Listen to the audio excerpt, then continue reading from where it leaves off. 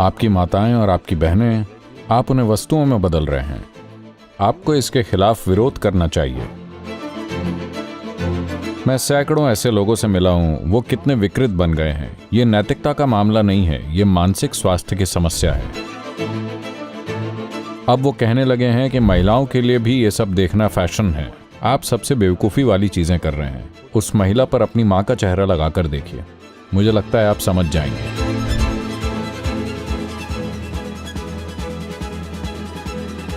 नमस्कारम सद्गुरु।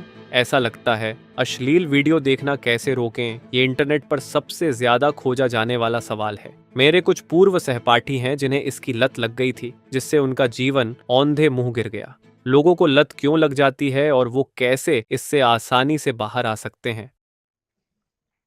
देखिए, अश्लील वीडियो का मतलब सेक्सुअलिटी नहीं है। ये एक तरह की बीमारी है जिसे आप पनपने दे रहे हैं। जब मैं कहता हूं बीमारी,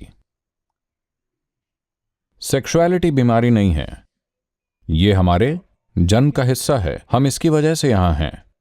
हम यहां इसके लिए नहीं हैं, हम यहां इसकी वजह से हैं। हमारा जन्म इससे हुआ है। तो ये बस सही या गलत का सवाल नहीं है। ये बस ऐसे है। बाकी जानवरों के लिए प्रकृति उनकी कामुकता को नियंत्रित करती है, क्योंकि उनकी कामुकता मौसम से जुड़ी है। बाकी समय उन्हें पता भी नहीं होता कि कौन नर है, कौन मादा है। हेलो? तो प्रकृति उन्हें नियंत्रित करती है। आपको क्या लगता है, क्यों यह नियंत्रण प्रकृति ने आप पर नहीं किया? क्योंकि इसने भरोसा किया कि आपके पास थोड़ा ज्यादा दिमाग है।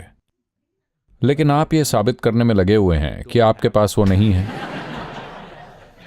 हां, क्योंकि कम उम्र में अगर आप ये चीजें देखेंगे तो आपके दिमाग में कुछ और नहीं चलेगा।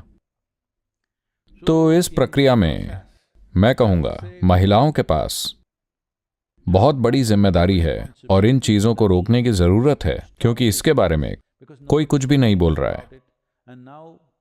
और अब वो कहने लगे हैं कि महिलाओं के लिए भी ये सब देखना फैशन है। कोई कह रहा है कि ये सेक्स एजुकेशन है। नहीं नहीं, ये इनमें से ऐसा कुछ भी नहीं है। जो भी थोड़ी बहुत लड़ाई हुई या जो संघर्ष महिलाओं को झेलना पड़ा, उसकी वजह से एक हद तक शारीरिक स्वतंत्रता आपको मिली है। आप इसे अश्लील वीडियो के जरिए वापस फेंक रही हैं। इसका मतलब आप वैसे ही एक वस्तु हैं। Alright. अगर आप मनुष्य बनना चाहती हैं तो आपको इसके खिलाफ विरोध करना चाहिए। सड़कों पर नहीं, आप जहां भी ये देखें, आपको इसे वहीं रोक देना चाहिए। आपको समझना चाहिए, ये किसी के आनंद, किसी के मजे, किसी के उपभोग के बारे में नहीं है। ये महिला को खिलौना बनाकर आपको वस्तु की तरह पेश करने के बारे में है। अगर महिलाएं इसका जिम्मा नहीं उठाती हैं तो इतनी अक्ल अभी तक पुरुषों को नहीं है।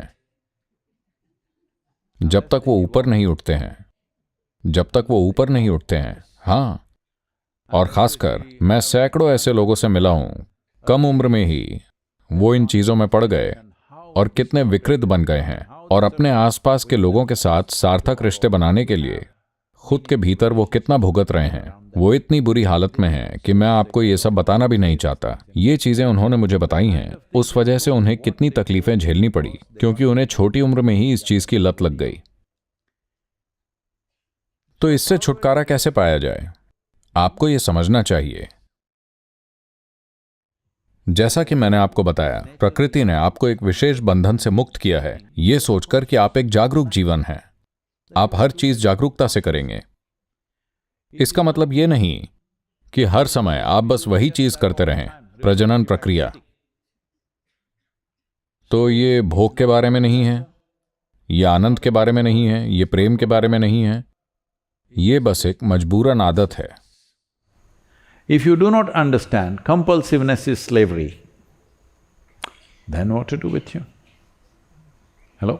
अगर आप नहीं समझते कि आदतन मजबूरी एक गुलामी है तो आपके साथ क्या किया जाए? आप नहीं समझते कि आदतन मजबूरी एक गुलामी है, सिर्फ जागरूकता में ही हमारी मुक्ति है। तो इसे छोड़ने की जरूरत नहीं है, बस उधर जाना ही नहीं है, बस इतना ही। इसमें छोड़ना क्या है? क्या ये यहां हो रहा है?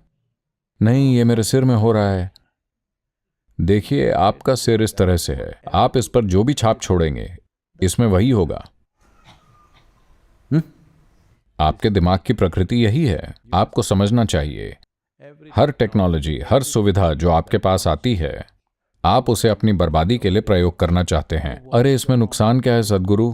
नुकसान ये है, आपकी माताएं, आपकी बहनें और आपके पास की सारी महिलाएं, आप उन्हें वस्तुओं में बदल रहे हैं। मैं ये नहीं कह रहा कि आप सभी ब्रह्मचारी बन जाएं और कहीं चले जाएं। नहीं, ये कुछ विशेष लोगों के लिए है जिनकी ऐसा करने की क्षमता है।